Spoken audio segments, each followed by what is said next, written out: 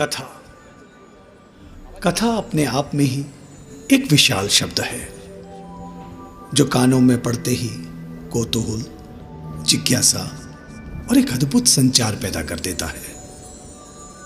और फिर यदि गुरु मुख से कथा सुनने का अवसर मिले तो श्रावकों के कर्ण में अमृत रस घुल जाता है। और चतुर्मास में ये कथा इस बार हमारे नगर आगरा में हो रही है। इस कथा में प्रतिदिन नगर की अलग अलग शैलियां पुण्यार्जन ले रही हैं।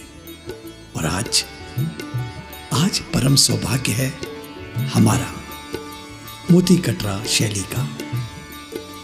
तो आइए आज कथा के इस नए दिवस का शुभारंभ करें भगवान पार्श्वनाथ जी की इस स्तुति के साथ।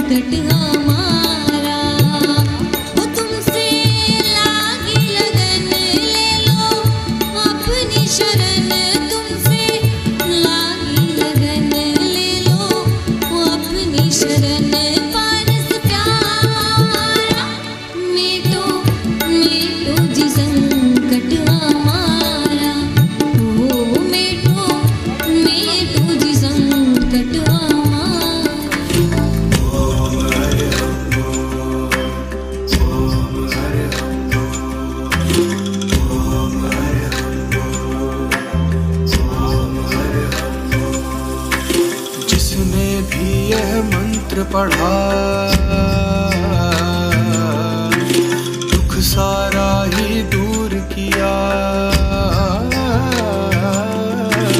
जिसने भी यह मंत्र पढ़ा दुख सारा ही दूर किया।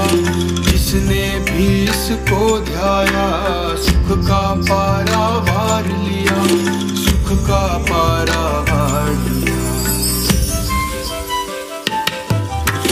इसकी महिमा इसकी शक्ति नहीं सका कोई तो।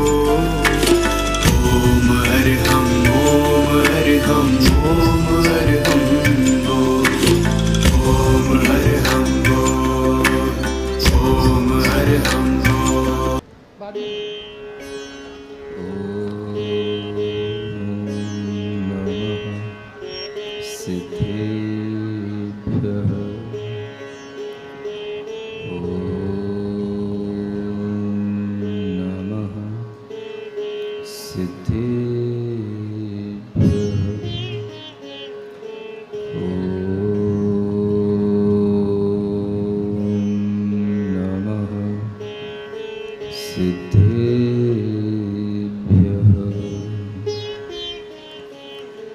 जयतस्तव पार्श्वस्य श्रीमद्भर्तुः पदद्वयम्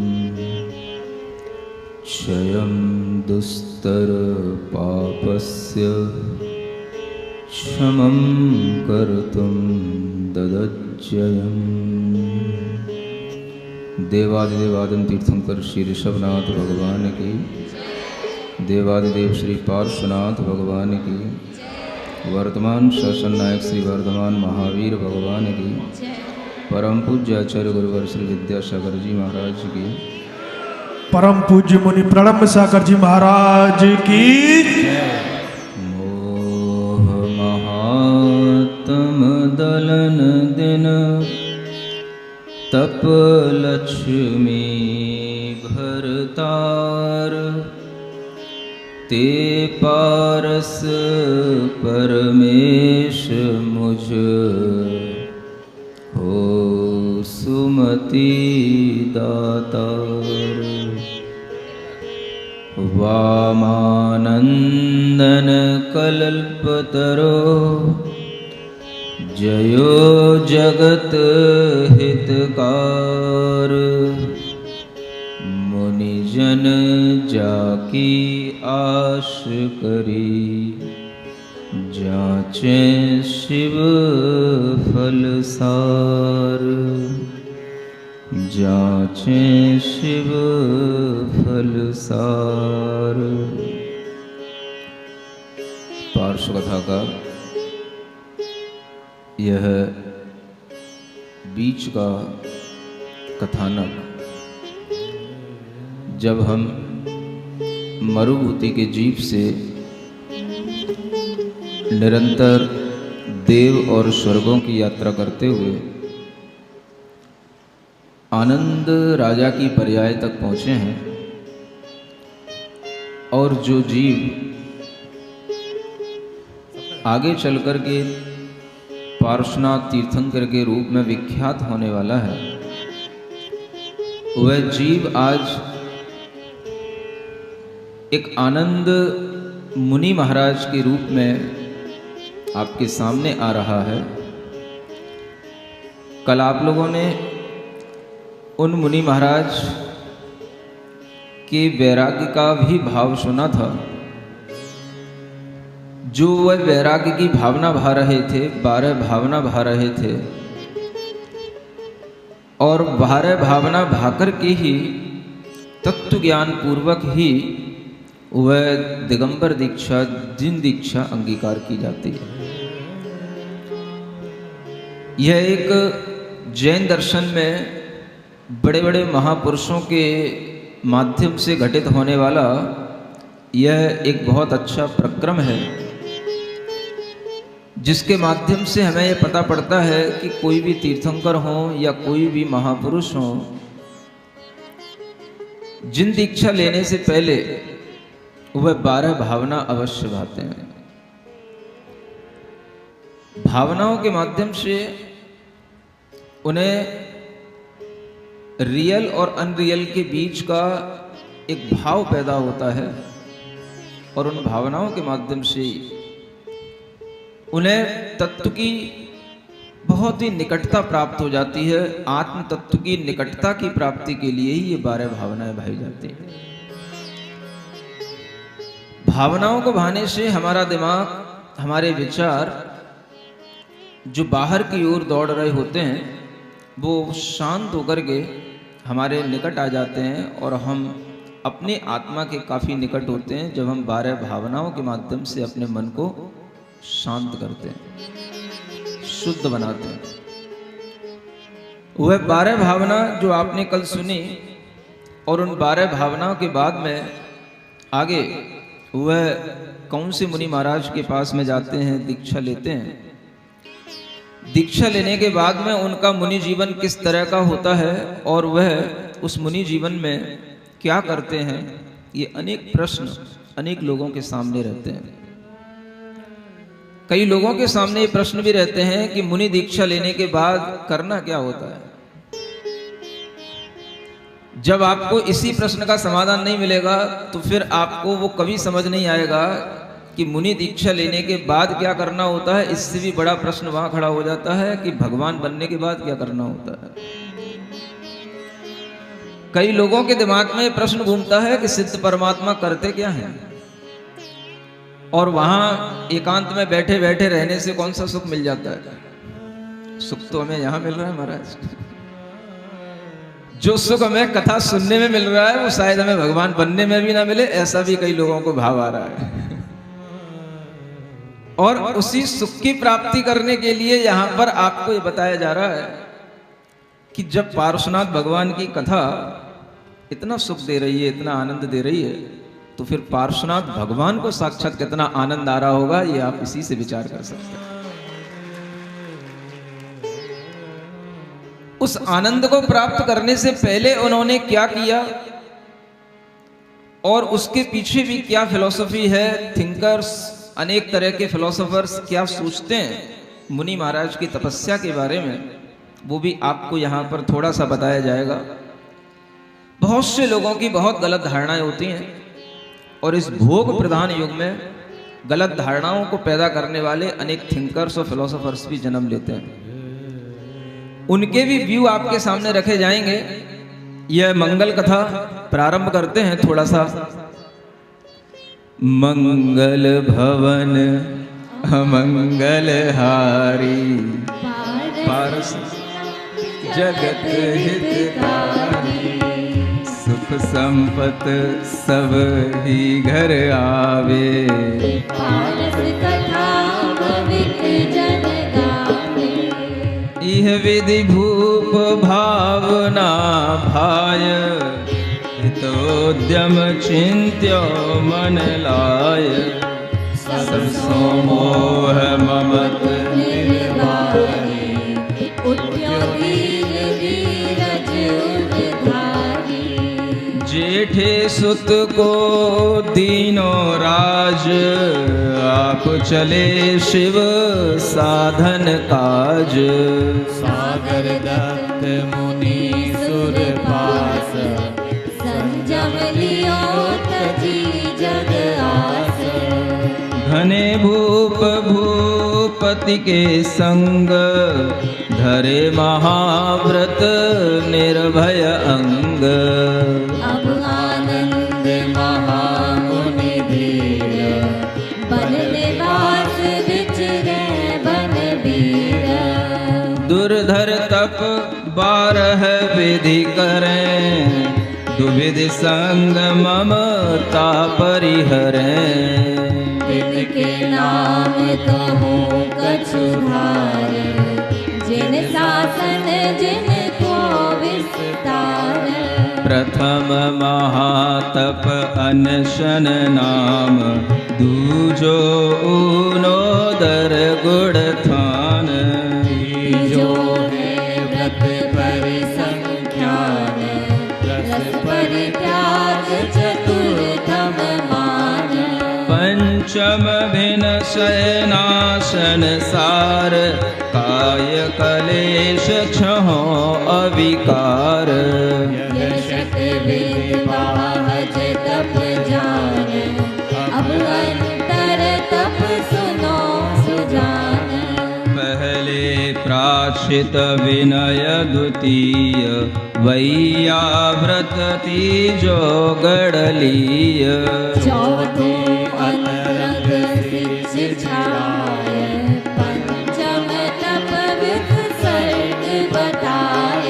षष्ठम ध्यान हरे सब खेद, ये अंतर तप के सब भेद, अब इनको संक्षेप स्वरूप, सुनो संत तजी भाव विरूप। वह 12 भावनाओं को भाकर के सब परिवार से राजा होते हैं। बहुत बड़ी प्रजा का अनुराग उनके ऊपर रहता है और वह सब प्रजा का अनुराग छोड़ करके अपने घर परिवार के सगे संबंधियों का राग छोड़ करके वह वन में जाते हैं और अपने ज्येष्ठ सुत को राज देकर के बिल्कुल निश्चिंत होकर के, एक शायर दत्त मुनीश्वर होते हैं, उनके पास में जाकर के वह दीक्षा ग्रहण करते हैं। और जब राजा दीक्षा लेते हैं तो उनके साथ में और भी जो अनेक राजा जो उनके चरणों में रहते हैं, वो भी अपने स्वामी का अनुकरण करते हैं और वो भी दीक्षा उनके साथ में लेते हैं। ये भी एक हमेशा दीक्षा के प्रसंग में देखने को मिलता है। आपको ये ज्ञात होगा कि सभी तीर्थंकरों ने भी जब दीक्षा ली है तो उनके साथ में अनेक और भी राजा लोग दीक्षित हुए हैं। एकमात्र तीर्थंकर जिनके साथ में कोई भी दीक्षित नहीं हुआ, जो अकेले ही दीक्षित हुए, वो एक तीर्थंकर थे जिनका नाम है, बताओ, हैं? वर्धमान स्तोत्र पढ़ा करो, कितनी बार कहा है, सब ज्ञान मिलेगा उसे। वे भगवान महावीर स्वामी हैं जिनके साथ में किसी भी राजा ने दीक्षा नहीं ली और वह अकेले ही दीक्षा लेकर के 12 वर्ष तक विहार किए, तप किए। यह आनंद मुनि महाराज घने भूप भूपति के संग में, बहुत सारे लोग, बहुत सारे राजा उनके साथ में दीक्षित हुए और ये सभी महाव्रतों को धारण किए। निर्भय होकर के अपने उस वन में, जंगलों में, छोटे छोटे ग्रामों में विचरते हुए अपना तप त्याग के साथ में जीवन बिताने लगे और यह उनके जीवन का एक सही तरीका होता है जिसके माध्यम से वो अपना जीवन जीते हैं। आपको पहले भी बताया था कि दिगंबर मुनि हमेशा एक ही लाइन पर चलते हैं और ये ध्यान रखना कि अगर हमें किसी लक्ष्य को प्राप्त करना है तो आपको एक ही लाइन पर चलना पड़ेगा। दुनिया के थिंकर्स आपको कुछ भी कहें, किसी भी रास्ते से चलो, किसी भी गलियों से चलो, किसी भी लाइन से चलो, पहुंचोगे तो वहीं पर। भूल में मत रहना, ऐसा कभी नहीं होता है। हर लक्ष्य को प्राप्त करने की अपनी एक लाइन होती है, अपना एक रास्ता होता है और जब तक उसको प्राप्त करने के लिए बहुत सारे रास्ते निकलते हैं तब तक आप लक्ष्य तक नहीं पहुंच पाओगे। लक्ष्य तक पहुंचने के लिए तो अंत में आपको अल्टीमेटली एक ही रास्ते पर आना पड़ेगा जिसका नाम है जैन धर्म, जिन दर्शन।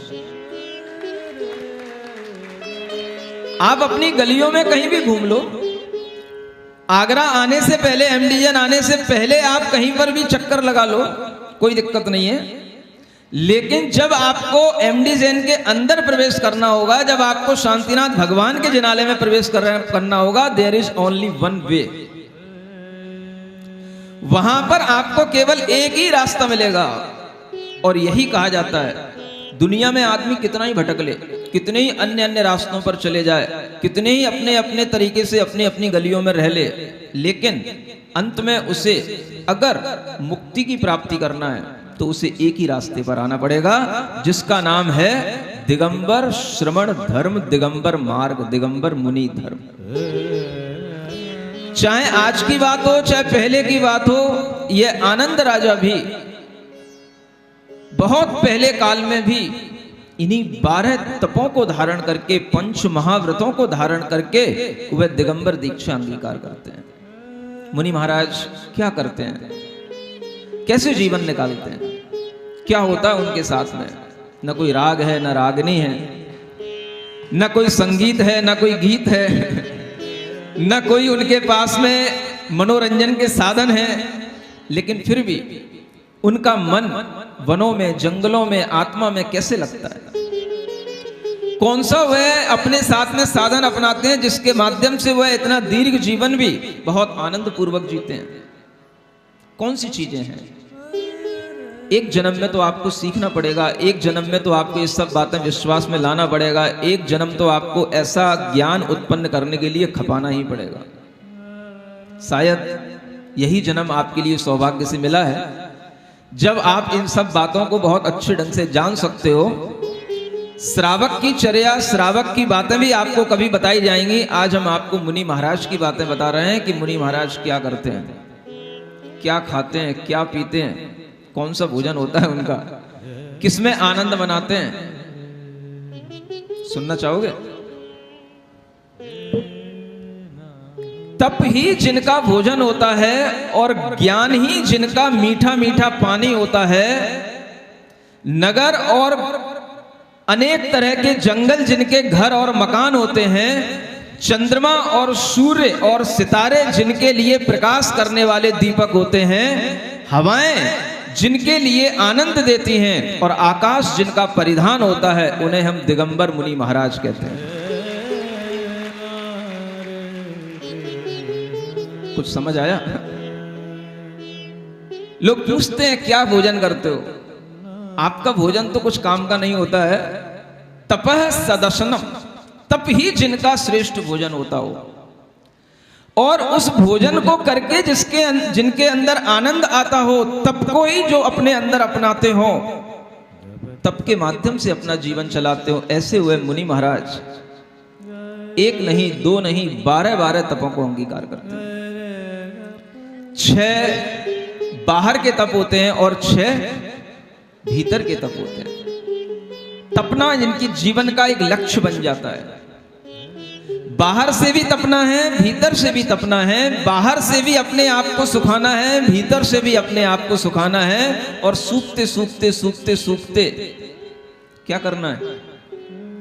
जब पूरा सूख जाएगा, जब सब कुछ शुष्क हो जाएगा, सब कुछ सूख जाएगा, तब इस शरीर में से, इस आत्मा में से कुछ रस निकलेगा। और वो रस इस तरीके का होगा कि वह रस कभी भी सूखेगा नहीं। और वह रस अगर एक बार उस आत्मा के अंदर बन गया तो अनंत अनंत काल तक वह रस अमृत का, आनंद का अनुभव कराता रहेगा। इस तरीके के रस की प्राप्ति करने के लिए जो तप करते हैं, पूरा जीवन तप में तपाते हैं, उनको लोग समझ नहीं पाते हैं। बहुत से ऐसे दार्शनिक हुए हैं जिन्होंने इन तपों का भी मजाक उड़ाया है। वो उनकी अज्ञानता है, मैं मानता हूं, लेकिन भोग प्रधान दुनिया में जब ऐसे दार्शनिक उपदेश देते हैं तो अनेक भोगी लोग उनकी ओर आकर्षित होते हैं। और वो कहते हैं कि दुनिया में लोग इतने अज्ञानी हैं कि लोग उनको पूछते हैं जो भूखे रहते हैं, लोग उनको पूछते हैं जो अपना शरीर सुखाते हैं, लोग उनको पूछते हैं जो अपने आप को कष्ट देते हैं, लोग उनको पूछते हैं जो अपने भीतर दुखी रहते हैं। पता नहीं कैसे दुनिया में अज्ञानी लोग पैदा हो गए हैं। अरे लोगों को तो उन्हें पूछना चाहिए जो आनंद में रहते हैं, जो अपने ही मनोभाव में रहते हैं, नाचते हैं, कूदते हैं, गाते हैं, हर्ष में, उल्लास में रहते हैं। लोगों को तो उनकी पूजा करना चाहिए। ऐसे उपदेश आपने सुने होंगे। ओशो जैसे दार्शनिक हमेशा इसी तरह के उपदेश देते हैं। सुनने की कोशिश करो।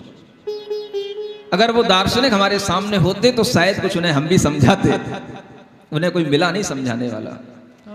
जाति से वो जैन जरूर था, लेकिन उसके दिमाग में किसी भी धर्म, किसी भी संप्रदाय का कोई भी भाव इसलिए नहीं आया क्योंकि उसे अपना एक सेक्ट, अपना एक संप्रदाय अलग दिखाई दे रहा था, अपने फॉलोअर्स अलग दिखाई दे रहे थे। पढ़ा उसने सब, जाना उसने सब, लेकिन कहा वो जो लोगों को पसंद आए। ये भोगी लोग, भोग प्रधान लोग कभी भी तप को पसंद नहीं करेंगे। अगर हम त्याग तपस्या की बात करेंगे तो हमारी सभा में एक भी आदमी नहीं दिखेगा, उसे पता था। इसलिए वो कभी भोगियों के सामने कभी भी त्याग तपस्या की बात नहीं करता था। त्याग तपस्या का माखौल उड़ाता था। और उसे अगर शायद ये पता होता कि कभी भी अगर लोग सही बात को समझेंगे तो चाहे वो बात त्याग की हो, चाहे तपस्या की हो, लोगों को अगर हमें सही रास्ते पर लाना है तो हमें सही ज्ञान देना पड़ेगा। चाहे उसको सुनने वाले लोग 1 हो, चाहे 1000 हो, चाहे 1 लाख हो, उससे कोई फर्क नहीं पड़ता है। रास्ता एक है, हमें एक रास्ते पर सबको चलाना है।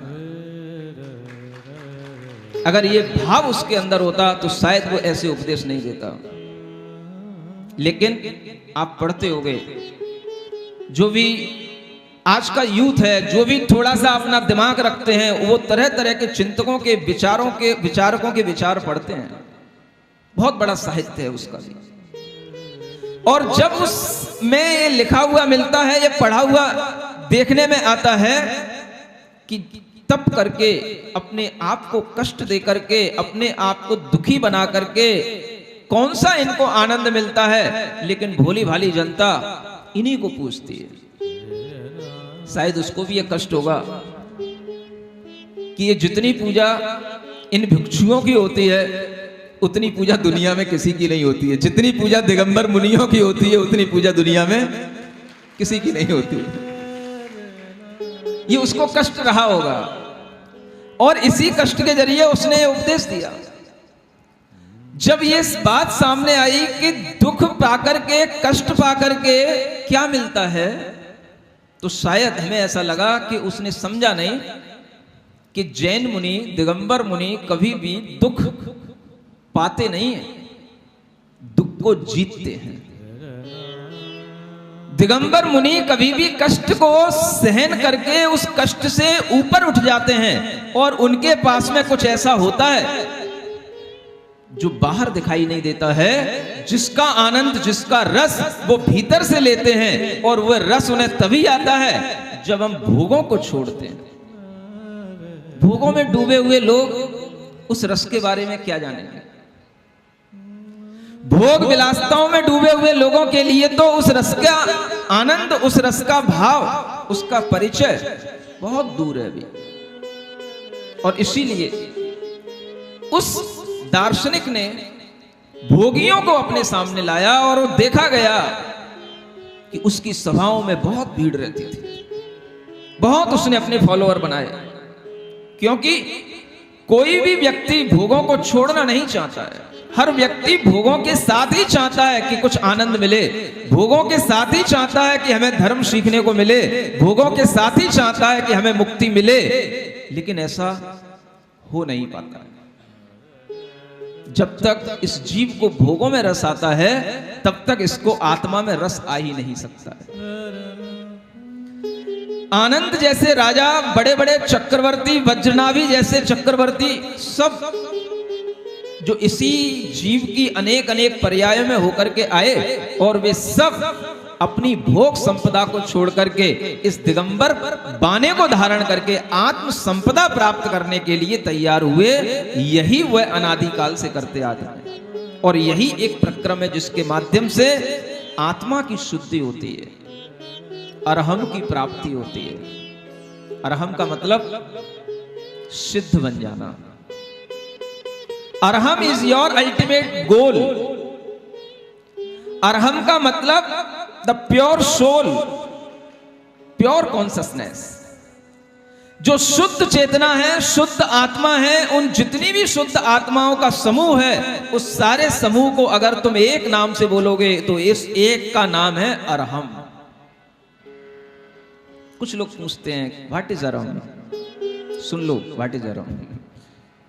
अरहम का मतलब कि अनेक अनेक शुद्ध आत्माओं को स्मरण में लाना और उसी पाथ पर चलने के लिए अपने अंदर एक योग्यता पैदा करना। जब हम ये योग्यता पैदा करते हैं तो इन्हीं व्रतों, इन्हीं तपों के माध्यम से हमें गुजरना होता है, और इन तपों व्रतों के माध्यम से गुजरते हुए आचार्य कहते हैं एक भीतर से आनंद उत्पन्न होता है।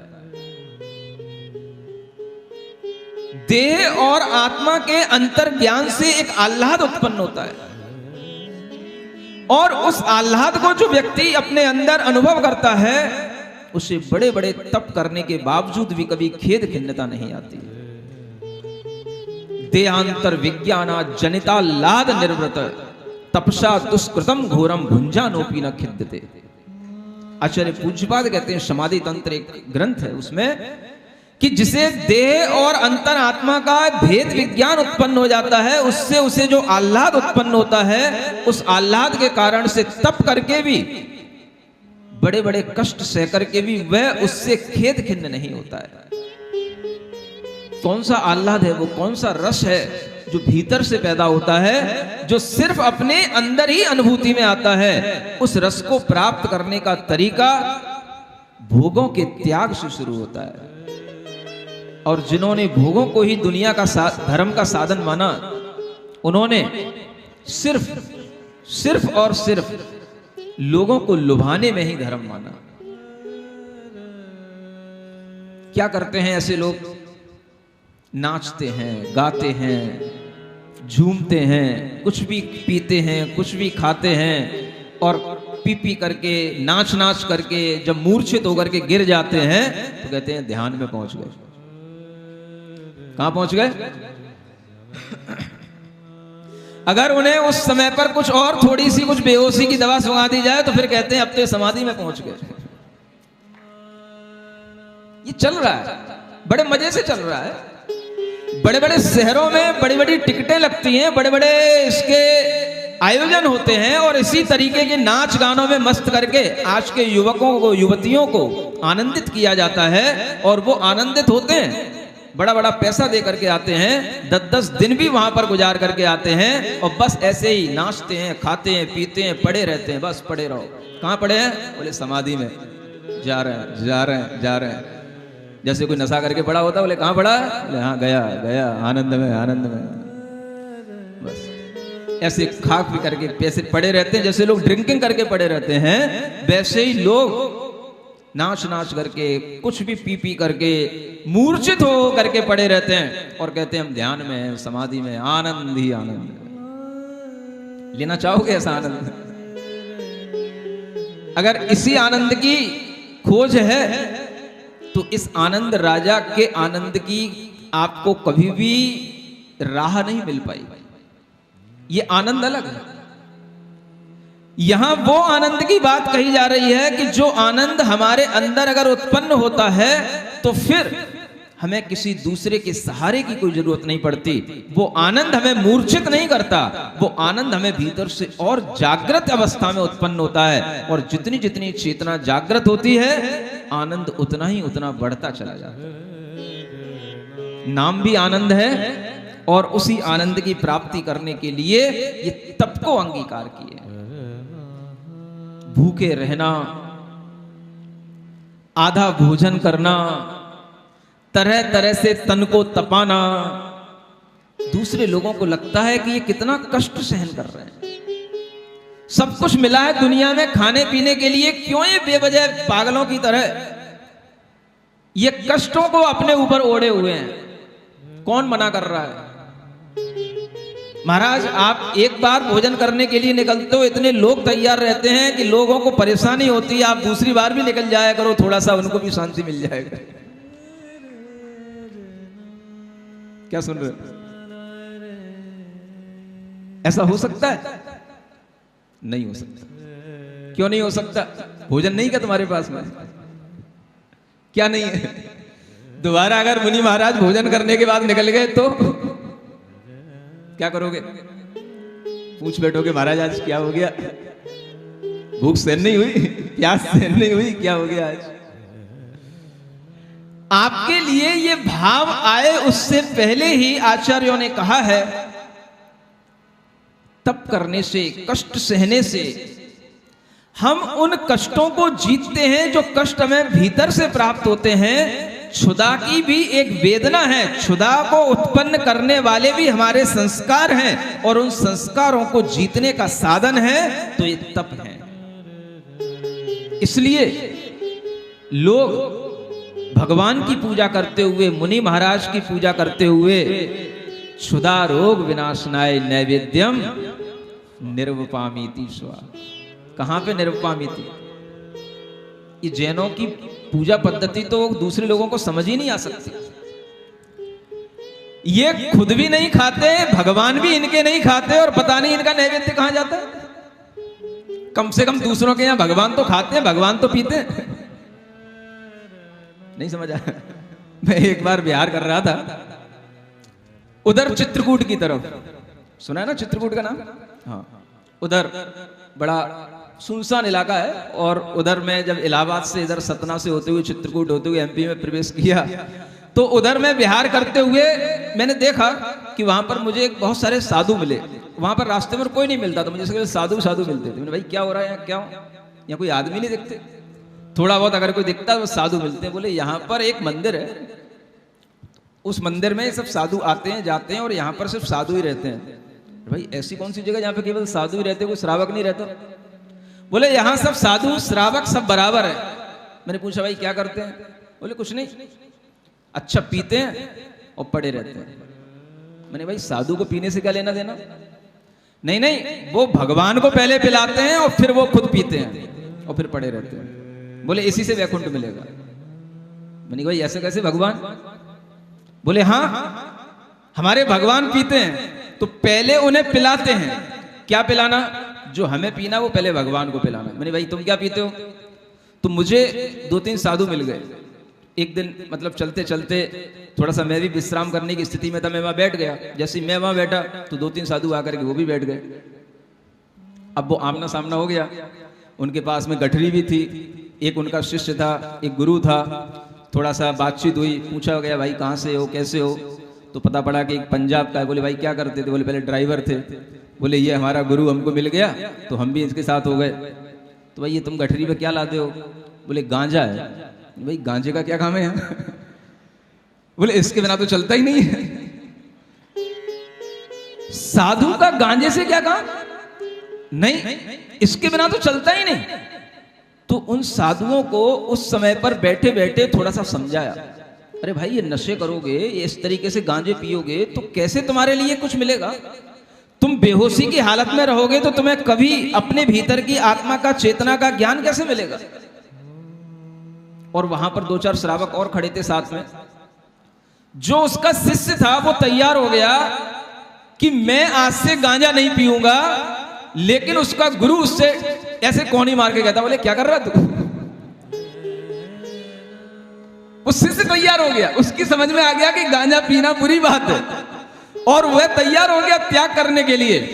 तो फिर जब देखा कि ये गुरु अभी तैयार नहीं हो रहा है, तो फिर थोड़ा उसको भी समझाया, और संयोग की बात कि उसको समझाया, 1 घंटा लग गया उसको समझाने में, और आखिर करके उसने मान लिया कि मैं अब आज से गांजा नहीं पीऊंगा। अब मैंने कहा ये गांजा तेरे पास रखा है, इसका क्या करेगा? अगर तू गांजा नहीं पिएगा तो इसको अपने हाथ से, ये देख ये इधर नाला बह रहा है, इसमें फेंक के दिखा, इसको फेंक दे सब। अरे महाराज बहुत कीमती। बोले अब काय का कीमती?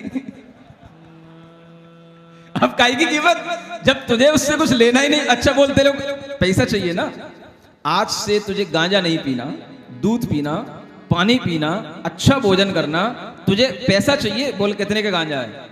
उसने बताया महाराज इतने 1000 का गांजा, 2000-3000 रुपए का गांजा था। मैंने श्रावकों से कहा भाई इनको 2000-3000 रुपए दे दे। उन्होंने उसको 2000-3000 रुपए दिए और उसने वो गांजा फेंक दिया, और दोनों गुरु शिष्य बड़े प्रसन्न होकर के फिर आगे बढ़ गए। और वो चेला बड़ा प्रसन्न हुआ, कहने लगा महाराज आपने आज बहुत बड़ा काम करा दिया। मैं कई बार सोचता था कि साधु बन के गांजा पीने का काम क्या है। समझ में आ रहा है? आगे जब मैं बढ़ा तो पता पड़ा कि वहां पर एक भगवान है जो गांजा पीते हैं, पहले उनको पिलाया जाता है फिर दूसरे लोग पीते हैं। समझ आ रहा है? ये क्या है? इन भोगों से क्या हमें भगवान मिलेंगे? क्या नशों से हमें भगवान मिलते हैं? क्या नशा करना भगवान का काम है और भगवान अपने भक्तों को नशा करने के लिए कहते हैं? अगर हम अपने अंदर यही मूर्छा डाले रखेंगे तो हम कब समझेंगे what is real and what is unreal? किसी के लिए ये टीका टिप्पणियां नहीं है, ये आपके अंदर एक विवेक, एक बुद्धि पैदा करने के लिए दिया जाने वाला एक एग्जाम्पल है।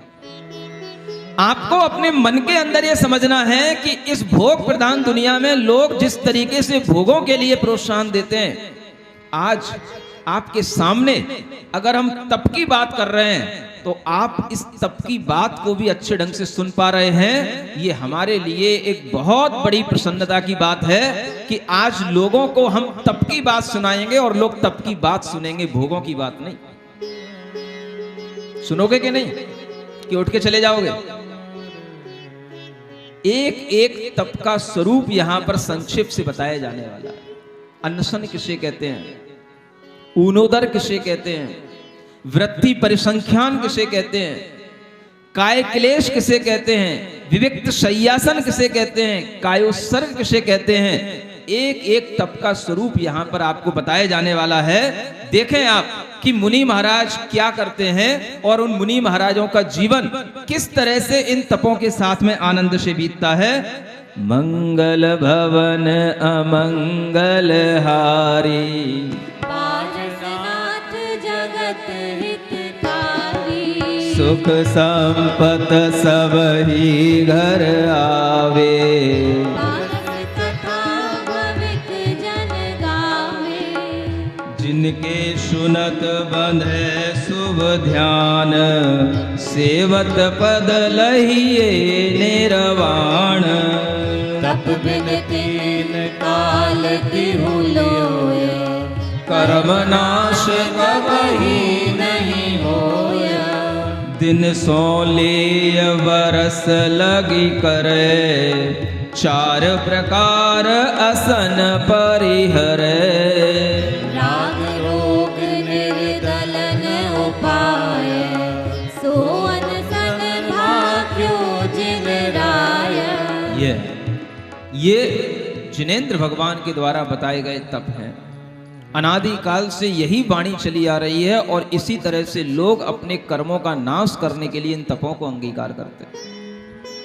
जिन तप के बिना 3 काल में 3 लोक में कभी भी कर्मों का नाश नहीं हो सकता है, ऐसे 12 तपों में जो 6 बाहरी तप हैं, उनमें सबसे पहला तप है अनशन तप। क्या बोलते हैं? अनशन तप। अनशन माने चारों प्रकार के आहार के त्याग को अनशन कहते हैं। कई लोग अनशन करते हैं, लेकिन आहार का त्याग चारों प्रकार का नहीं होता है, केवल बस अन्न का त्याग हो जाता है, दाल रोटी का त्याग हो जाता है, सूखे मेवे फल तरह तरह की खीर, इन सब का त्याग नहीं होता है, और वो अनशन हो जाता है। सुन रहे हो? कई लोगों के लिए अनशन इस तरीके से सिखाया गया है, लेकिन जैन धर्म में अनशन क्या है?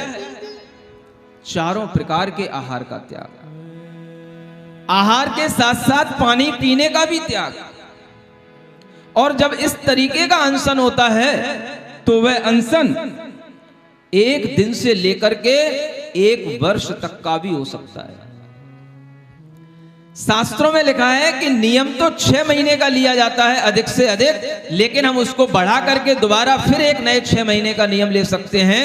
1 वर्ष तक का भी अनशन हो सकता है, और ऐसा अनशन करने वाले भी प्रसिद्ध हैं बाहुबली भगवान। 1 वर्ष का अनशन करने वाले, एक जगह खड़े रहने वाले, आज जिनको दुनिया के 8वें आश्चर्य के रूप में जिनकी मूर्ति को जाना जाता है, ऐसे वो बाहुबली भगवान ने भी अपनी प्रभावना तीर्थंकर नहीं होने के बावजूद भी बहुत बड़ी कर रखी है। किसके बल पर? तप के बल पर। सुन रहे हो? लोग क्या याद रखते हैं? तुम कितना ही कुछ कहो, लोग तपस्वियों को क्यों पूजते हैं? लोग हमेशा तपस्वी को ही पूजेंगे, भोगियों की कभी पूजा नहीं होगी यहां। और समझदार लोग तो कभी भी भोगियों की पूजा करेंगे ही नहीं। समझदार लोग हमेशा तपस्वियों की पूजा करेंगे, भोगी कितना भी भोग का उपदेश दे ले। तपस्या के माध्यम से ही कर्म का नाश होता है, तपस्या के माध्यम से ही केवल ज्ञान की प्राप्ति होती है। आदिनाथ भगवान 6 महीने तक अनशन किए, निराहार रहे, पता है ना सबको। उनके पुत्र बाहुबली 1 वर्ष तक बेटा बाप से सवाया, अवगाहना में भी सवाया थे वो, ऊंचाई में। पिता की तो ऊंचाई थी केवल 500 धनुष की, और उनकी ऊंचाई थी 525 धनुष की, 525 धनुष। बाहुबली की बात ही अलग है। सुन रहे हो कि नहीं? कौन की बाहुबली की बात कर रहा हूं? इन लोगों से तो पूछ लूं पहले। अरे पता पड़े मेरी पूरी कहानी हो गई, जो दूसरे कोई बाहुबली की बात सुन रहे हो। क्यों? कौन सा बाहुबली? गोमटेश्वर बाहुबली, फिल्म वाला बाहुबली तो नहीं। वह 1 वर्ष तक अनशन करके एक स्थान पर खड़े रहे, और उसके बावजूद उनको केवल ज्ञान उत्पन्न हुआ। इसलिए यहां कहा गया है कि 1 वर्ष तक उसकी अंतिम अवधि है। किसकी? अनशन रूपी तप की। यह अनशन बड़ा चमत्कारी और बड़ा ही दूसरों के लिए आश्चर्यकारी तप बन जाता है। मैं एक बार, आपने हरियाणा में हांसी सुना होगा, हांसी है ना, वहां पे पंच कल्याणक था। मैं वहां गया, और वहां पर मेरे सामने, जहां पर पंच कल्याणक हो रहा था, सामने ही एक दूसरा मंदिर था। वहां का एक बहुत अच्छा पंडित था, वो आया दर्शन करने के लिए, और आकर के बैठ गया। थोड़ी सी बातचीत हुई, चर्चा हुई, तो पूछने लगा, आपके बारे में बहुत सुना था, यहाँ पर आपके लिए बहुत इंतजार हो रहा था, बड़े महाराज आने वाले हैं, बड़े साधु आने वाले हैं, तो आप जो भोजन करते हैं, वो जो दूसरे साधु भोजन करते हैं, उनसे आपका भोजन तो बड़ा विशिष्ट होता होगा। आप बड़े महाराज हैं। वो अपनी बात बता रहा था। मैंने कहा ऐसा कुछ नहीं है, सभी एक ही बार भोजन करते, सभी सादा सिंपल भोजन ही करते हैं, एक बार भोजन कर लेते हैं, फिर दिन में प्यास, दिन में भूख नहीं, कुछ नहीं लगती, कभी नहीं करते हैं। अरे बोले आप क्या कह रहे हो? मेरा तो आज व्रत है, मैं अभी दिन में 2 बार खा के आया हूं, फिर भी मुझे भूख लग रही है। अब मैंने कहा अपन तो हमेशा एक ही बार खाते हैं, और चाहे वो बड़े महाराज हो चाहे छोटे महाराज हो, खाना सबको वही होता है जो सबके लिए श्रावक देता है। ऐसा तो है ही नहीं है। हमारे यहाँ तो जो बड़े साधु होते हैं, बड़े महंत होते हैं, उनको बड़ा बड़ा भोजन मिलता है, उनका भोजन अलग ही क्वालिटी का होता है। हमारे यहाँ के जो महंत होते हैं उनके लिए अलग तरीके के पकवान बनते हैं, अलग तरीके का भोजन दिया जाता है, और जो सामान्य साधु होते हैं उनके लिए अलग तरीके का होता है। हमने कहा ऐसा कुछ नहीं होता है, अपने यहाँ तो और बड़ा वो कहलाता है जो और कम करे और ज्यादा त्याग करे। तो वो पता है क्या बोलता है, बोले महाराज मैं यहाँ पर एक आश्रम बनवाना चाह रहा हूं अपना, आपने कितने आश्रम बनवा लिए? मैंने कहा मेरा कोई आश्रम नहीं, मेरा कोई ठिकाना नहीं है। बोले आप क्या बात कर रहे हो, आपका कोई आश्रम नहीं है? इतना त्याग किए हो आप, इतने आप व्रत करते हो, इतना आपकी तपस्या, और आपका कोई आश्रम नहीं है? मैंने कहा त्याग तपस्या का आश्रम से क्या लेना देना? कि नहीं महाराज मैं तो व्रत इसीलिए रखता हूं कि जिस दिन व्रत होता है उस दिन लोग और ज्यादा मुझे कुछ भोग चढ़ाने आते हैं, और उसी से मैं थोड़ा सा जो भोग सामग्री आती है, जो और दान सामग्री आती है, उसी से मैं आश्रम बनवा पा रहा हूं। और मेरे ये लग रहा है कि अगर मैं थोड़ा सा इस तरीके से कर पाऊंगा तो ही एक आश्रम बनवा पाऊंगा। तो मैंने कहा मेरे यहाँ कुछ ऐसा आश्रम नहीं होते, मेरे यहाँ पर तो ऐसे ही बस दिगंबर मुनि इसी तरीके से चलते फिरते रहते, उनका अपना कोई घर नहीं, कोई आवास नहीं, कोई ठिकाना नहीं। तो ऐसी बातचीत करने के बाद में चलते चलते मालूम है क्या बोल के जाता वो, महाराज अगर आपकी जैसी तपस्या हम करते तो अभी तक 10 आश्रम खड़े कर दिए होते हमने। समझ आ रहा है? अब क्या बोलूं, क्या समझाऊं? अगर यही सब उद्देश्य है हमारे जीवन में, तो आप कभी नहीं समझोगे कि मोक्ष का मार्ग क्या है और संसार का मार्ग क्या है। जो संसार है वही साधुओं के लिए एक संसार भी भोग है, और उसी भोग में वो कहीं ना कहीं साधु बन के भी लिप्त रहते हैं। लेकिन हमेशा तीर्थंकरों ने, जिन भगवान ने, जिन वाणी ने हमेशा ये सिखाया कि साधु बनने के बाद में संसार की चीजों से विरक्त होना। जो संसार में लोग जिस तरीके से कर रहे हैं, संसार में जिस तरीके से अपना राग बढ़ा रहे हैं, उस राग को अगर आपको कम करना है तो आपको इसी तरह के तप करना होगा। जब आप अनशन करते हैं तब उस समय पर आपके लिए भूख तो लगती होगी, प्यास तो लगती होगी, लेकिन अगर आपका समय धर्म ध्यान में गुजरता है, आपके मन में यह भाव रहता है, इस भाव की खुशी रहती है कि नहीं, अगर मेरे भगवान 6 महीने तक तप सकते हैं, मेरे आराध्य 1 वर्ष तक तप सकते हैं, मेरे साधु प्रतिदिन 1 टाइम भोजन करके भी रह सकते हैं, मेरे साधु भी 1-1, 2-2, 3-3, 10-10 उपवास कर सकते हैं, तो क्या मैं एक दिन 1 उपवास करके देख नहीं सकता? और उस दिन आपको अगर मन बनेगा, आपका मन में अगर धर्म ध्यान का भाव रहेगा, आपके मन में एक आनंद आएगा। तो आनंद इसी बात का भी आ सकता है कि मैंने आज त्याग किया है, आज मैं त्याग का ही आनंद लूं। क्या त्याग का आनंद नहीं होता? आनंद के ऊपर क्या लेवल लगा होता है कि आनंद कनेक्टेड विद भोग।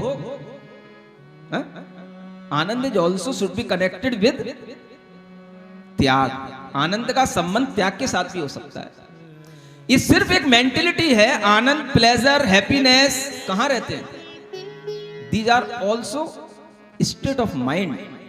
ये केवल हमारे एक दिमाग की एक स्थिति होती है, और उस स्थिति में हम कहीं पर भी हों, चाहे हम भोग के साथ हों, चाहे हम त्याग के साथ हों, भोग के साथ आनंद मनाने वाले दुनिया में अनंत मिलेंगे, लाखों मिलेंगे, लेकिन त्याग के साथ आनंद मनाने वाले विरले मिलते हैं। उन्हीं को साधु कहते हैं और उन्हीं को संत कहते हैं। त्याग के साथ आनंद मनाओ।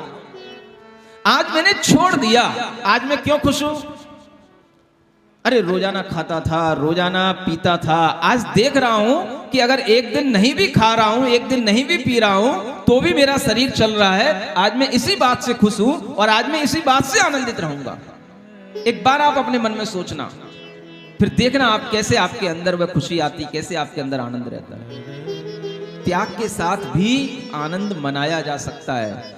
ये अगर आपकी मेंटेलिटी बनेगी तो आपको त्याग में भी आनंद आएगा। 10 लक्षण पर्व आने वाले हैं, आते हैं। देखते हो लोगों को जो दिन भर रात भर खाने वाले होते हैं, वो भी 1 उपवास, 2 उपवास, 3 उपवास, 4 उपवास, थोड़ा सा पानी पी लिया तो पी लिया, नहीं तो 10-10 उपवास भी करते चले जाते हैं। करते हो कि नहीं करते हो? यहां पे भी होता है कुछ कि नहीं होता है? बोलो तो। या नहीं होता? होता है। देखता हूं नाई कितने बाल अभी सामने आते हैं। नाई की मंडी तो बहुत है यहाँ पे।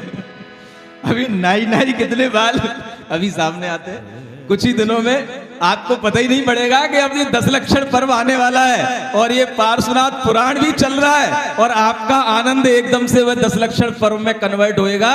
तब आपको लगेगा कि वास्तव में यह आनंद जो हमारे लिए दिया जा रहा है यह निरंतर चलने वाला आनंद है। भोगों में तो आनंद आपने खूब मनाया, तप में भी आनंद मनाना सीखो, त्याग में भी आनंद मनाना सीखो। आखिर ये भी एक स्थिति है। कोई भी आदमी कुछ चीज को पाकर के खुश होता है तो कोई आदमी किसी चीज को त्याग करके छोड़ करके खुश होता है। बोले हम इसमें खुश हैं, क्या मतलब है इससे? एक चाय पी करके खुश हो रहा है, एक चाय को त्याग के खुश हो रहा है। बोले तुझे काहे की खुशी? बोले हमें त्याग की खुशी। किसकी खुशी? बोलो तो। हाँ, तो कभी भी त्यागी का मन, त्यागी का मुख कभी भी ऐसा मिलान नहीं दिखना चाहिए। अरे आज चाय नहीं मिली, समझ आ रहा है? आज पापड़ नहीं मिला, आज अचार नहीं मिला, अरे भाई आज रसगुल्ला नहीं मिला। अगर नहीं मिला तो उसकी भी खुशी मनाई जा सकती है कि चलो आज मुझे नहीं मिला, माने मैंने आज त्याग किया था। आज मिलता तो, लेकिन मेरा त्याग था, मुझे लेना ही नहीं था। ये त्याग का भी अपना एक आनंद होता है। इसी को बोलते हैं अनशन तप। और इसी तपों के माध्यम से जब आनंद लिया जाता है तो अनेक अनेक तरह के तप और बताए गए हैं। अनेक अनेक तरह की शक्तियां हमारे अंदर उद्घाटित होती हैं इन तपों के माध्यम से। कोई अनशन से अपनी शक्ति उद्घाटित करता है तो कोई ऊनोदर से अपनी शक्ति उद्घाटित करता है। कौन सा तप? ऊनोदर तप। जानते हो दूसरा तप कैसा कहा जाता है? पौन अर्ध चौथाई टेक, 1 ग्रास अथवा कण एक, ऐसी विधि जो भोजन लेत, ऊनोदर आलस हर लेत। देखो क्या है ऊनोदर माने? उदर माने होता है पेट और ऊन माने होता है थोड़ा सा। पेट को थोड़ा भरना, इसका नाम क्या हो गया? ऊनोदर। सुन रहे हो? बोलो तो। आप क्या करते हो? पूर्णोदर। क्या बोलते हो आप लोग? आपका भोजन कौन सा होता है? पूर्णोदर। कुछ लोगों का तो होता होगा दूनोदर। क्या होता है? दूनोदर भी होता है, कुछ की नहीं होता है। ऊनोदर, पूर्णोदर, दूनोदर। अब इनमें तब कौन सा कहलाएगा? ऊनोदर। समझ आ रहा है? दूनोदर का मतलब उदर तो उतना ही होता है, आपकी नाभि के ऊपर थोड़ी सी जगह खाली रहती है, बस वहां तक आपने अगर भर लिया तो वो पूर्णोदर हो गया। समझ आ रहा है? लेकिन जब वो भोजन गले तक आ जाए तो क्या कहलाएगा फिर वो? समझ आ रहा है? ऐसा भी अगर भोजन होता है तो आपके लिए फिर ऊनोदर करना बड़ा कठिन होगा। पूर्णोदर करोगे, दूनोदर करोगे, बहुत आलस्य आएगा। जो जितना ज्यादा खाएगा उतना ज्यादा सोएगा, उतना ज्यादा आलस्य आएगा। कई लोग कहते हैं कि मुझे बहुत आलस्य आता है। आलस्य का त्याग करना चाहते हो, आलस्य को जीतना चाहते हो, तो आचार्य कहते हैं ऊनोदर तप से आलस्य को जीत सकते हो। सुन रहे हो? आप देख लेना कभी भी महसूस करके। जब आपका पूरा पेट भरा होता है तब आपको बहुत अच्छी नींद आने लग जाती भोजन करने के बाद, लेकिन जब आप हल्का भोजन करते हो तो आपको आलस्य कम आता है। इसलिए जो पढ़ने लिखने वाले बच्चे होते हैं या जो दिमाग से काम करने वाले, जॉब करने वाले लोग होते हैं, वो कभी भी ज्यादा ठोस भारी भोजन पूरा नहीं करते। जिस दिन आपका एग्जाम हो उस दिन कभी पूरा बढ़िया रसगुल्ला, कचौड़ी, बालूशाही, ठोस भोजन ये कभी नहीं खाना। समझ आ रहा है? नहीं तो पता पड़ा खा पी करके आपको ऐसी नींद आएगी कि एग्जाम हॉल में पहुंचने के बावजूद भी फिर आप सिर घुमाते रह जाओगे, कुछ नहीं होगा। जब आपको पढ़ना हो हल्का भोजन करो, जब आपको आलस्य का त्याग करना हो हल्का भोजन करो, हल्का भोजन करने से आपको स्फूर्ति आएगी और इसी को कहते हैं ऊनोदर। हल्का ऊन उदर रहेगा तो वह ऊनोदर नाम का आपका तप बन जाएगा। ये साधन है। अनशन से भी कई प्रकार की बीमारियां दूर होती हैं। सुन रहे हो?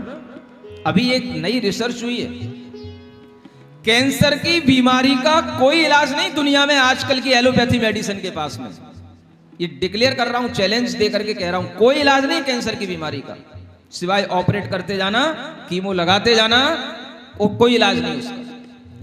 कैंसर की बीमारी को अगर ढंग से दूर किया जा सकता है, उसके जो कीटाणु बनते हैं उनको नष्ट किया जा सकता है, तो वह केवल अनशन तप के माध्यम से किया जा सकता है। ये रिसर्च हुई है, विदेशी रिसर्च बता रहा हूं आपको, किसी यूनिवर्सिटी के अंदर ये बताया गया, और ये होता है।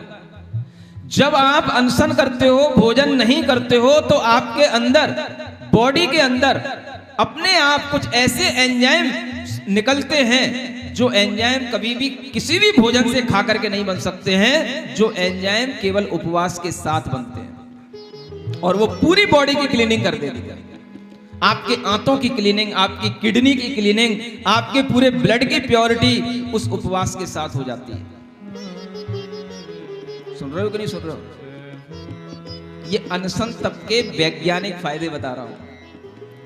और अगर परम वैज्ञानिक फायदे, असाता वेदनी कर्म का नाश होना, तप के माध्यम से बड़ी बड़ी चीजें उपलब्ध की जाती हैं। अगर आपको कोई चीज उपलब्ध करनी है, आप थोड़े से व्रत करना शुरू करो, तप करना शुरू करो।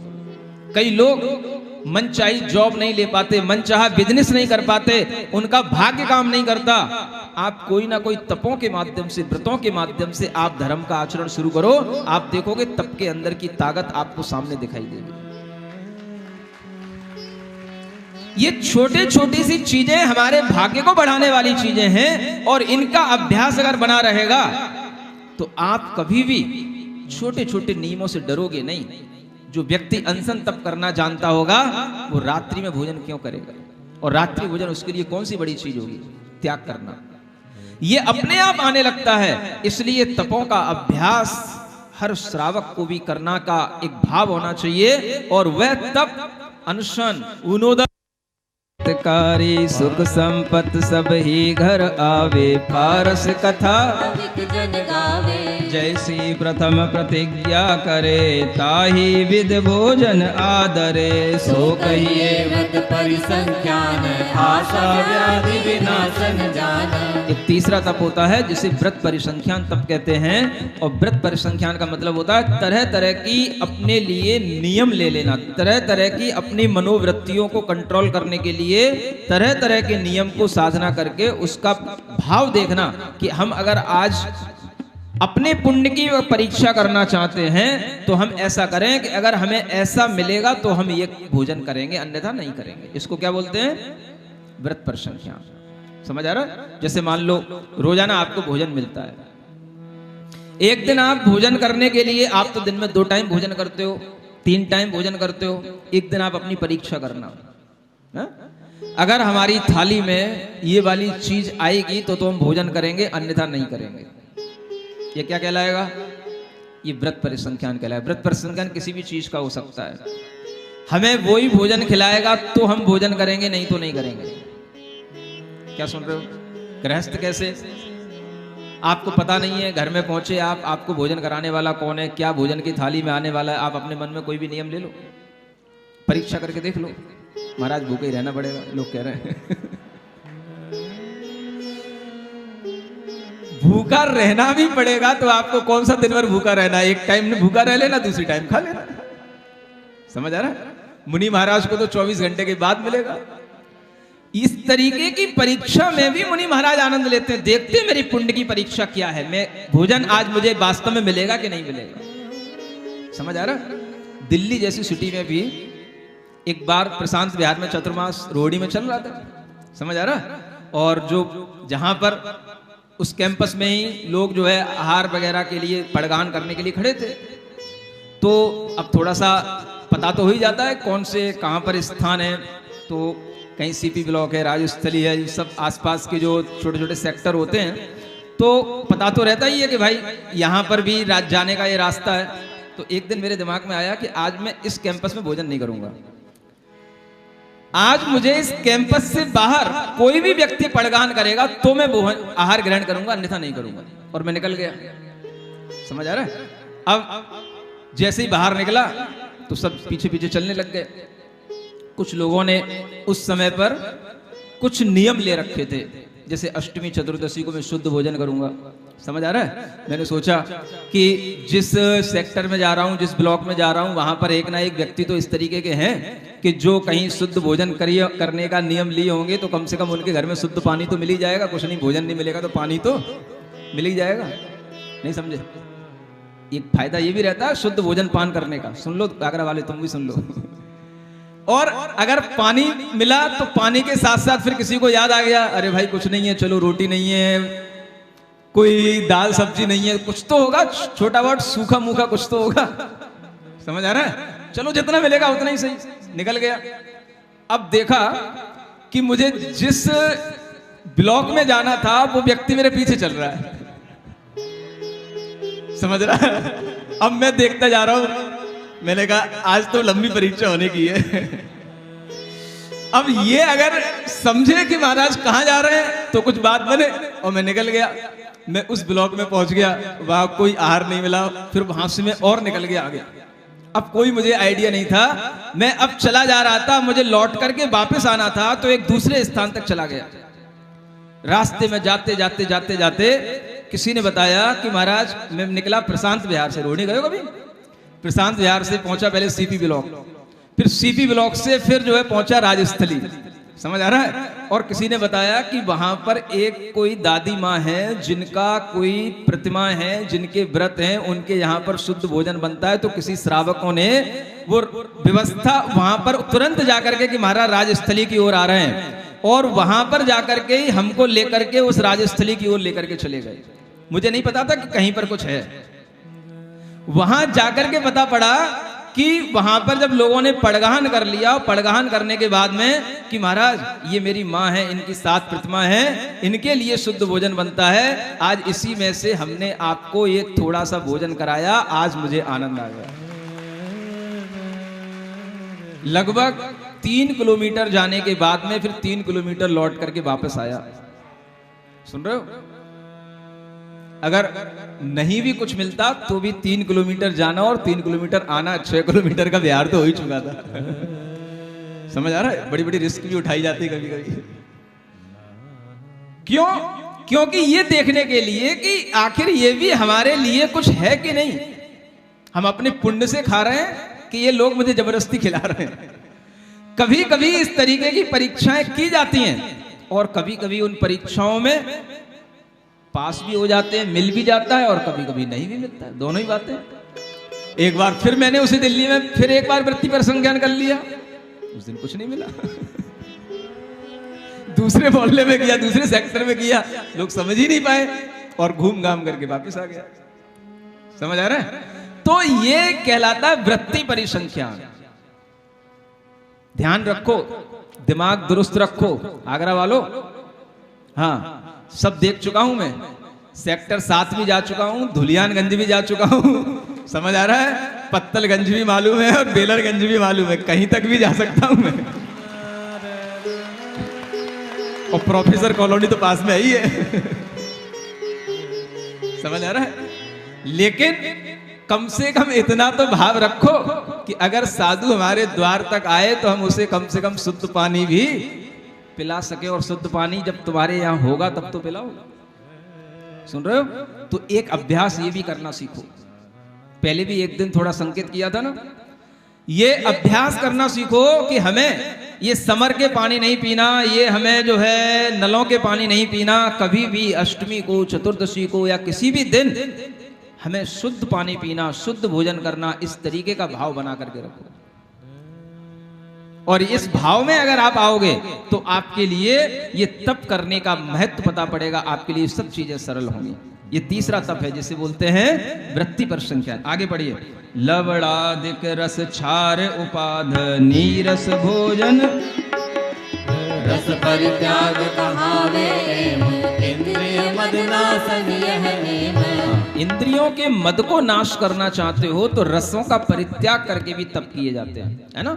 ये एक पद्धति है जैन श्रावकों के अंदर भी कि रविवार को नमक नहीं खाना, सोमवार को हरी नहीं खाना, ऐसे मंगल को ये नहीं खाना, बुध को ये नहीं खाना। रस का भी परित्याग करके भी आप ये रस परित्याग नाम का तप कर सकते हो। शून्य गेह गिरि गुफा मसान, नारी नपुंसक वर्जित थान। बसे बिन सेनासन सोए, या सो सिद्धि ध्यान की होए। मुनि महाराज हमेशा शून्य स्थानों पर, जहां पर लोगों का आना जाना ज्यादा न हो, जो स्थान किसी के घर न हो, जो स्थान केवल शून्य रूप में, माने कि उन स्थानों पर ना तो किसी मनुष्यों का आवागमन हो, बाधा हो, या पशुओं के आने जाने की बाधा हो, उस स्थान पर कोई आकर के यो ना कहे कि मुझे भी यहीं बैठना था, आप यहाँ क्यों बैठ गए।